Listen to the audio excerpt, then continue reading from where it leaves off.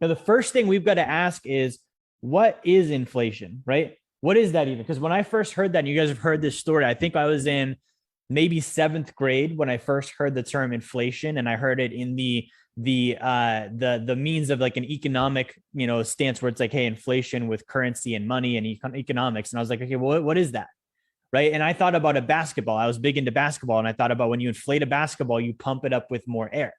Okay. And so I wasn't off. I wasn't wrong, because that is kind of a definition of inflation. When we look at it with economics, the actual definition, if you look in the dictionary, is a general increase in prices.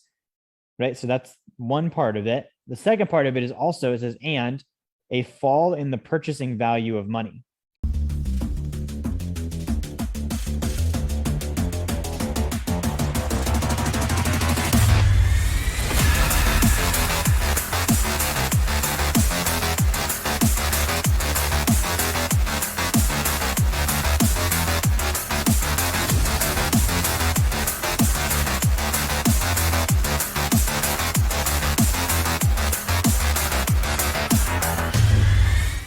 Can I put little quotes around money, because money is not what we use today. We use currency.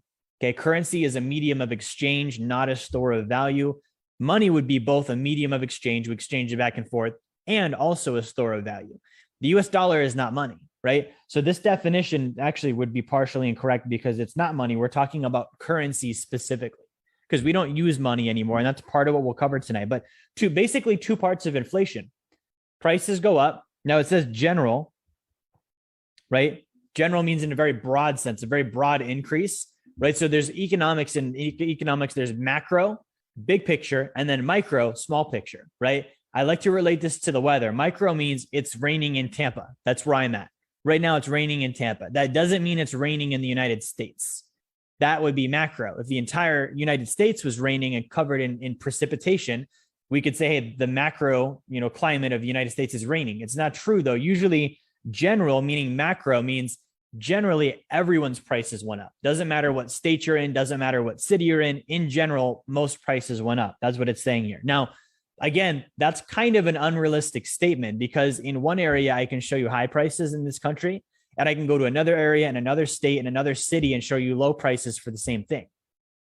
Right. So this idea of inflation, it doesn't always apply across the board. And that's one of the first things that I want to talk about tonight is, when we hear inflation, it doesn't always mean you're experiencing it.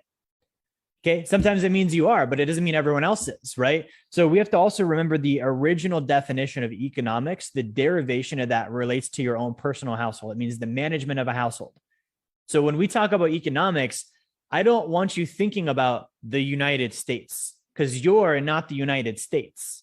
Okay. You're you and your family. And so your economics are relating to you and your family, not the general broad brushstroke of the United States. Okay. Because that's just this big giant group of everyone. And when it's everyone, it's no one. Okay. Because you can't force everyone to change their economic habits, but you can do that with yourself. So, okay, general increases in prices, fine. Prices went up in general. Let's say a large area, many different areas across the country saw that increase. And then this is the one that does impact everyone: a fall in the purchasing power, the purchasing value of money. Okay. Or currency, which would be the rightful term for it. I graphed this out: goods and services, the prices of them going up. Part one. Part two, purchasing power going down. Okay. Now think about that. That's two separate things. And this is good, because that actually is the case. When inflation happens, prices could have gone up. It doesn't always have to do with currency, right? Or currency power, purchasing power could have gone down. It doesn't always have to do with prices. Okay, if I don't get that, and I have a very one-track minded definition of inflation, right? So if I'm from the school of thought where inflation only means that the consumer price index went up, which means the measurement of the prices of goods and services in a certain basket of items across the broad general area of the country increased, then I'm only getting one half of the definition. And so I'm only measuring half of the inflation, right? So CPI, consumer price index, could be said to be half of inflation, because it's only measuring the prices. The other part of inflation would be the fall in purchasing value of the currency that we're using, right?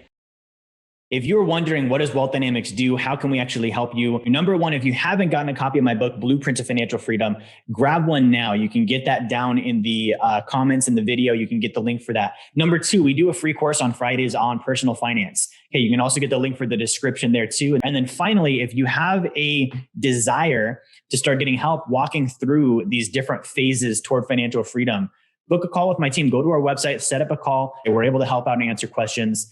That's how we can help you. Thank you for watching. Like, share, subscribe. Make sure you turn notifications on, and I will talk to you guys on the next video.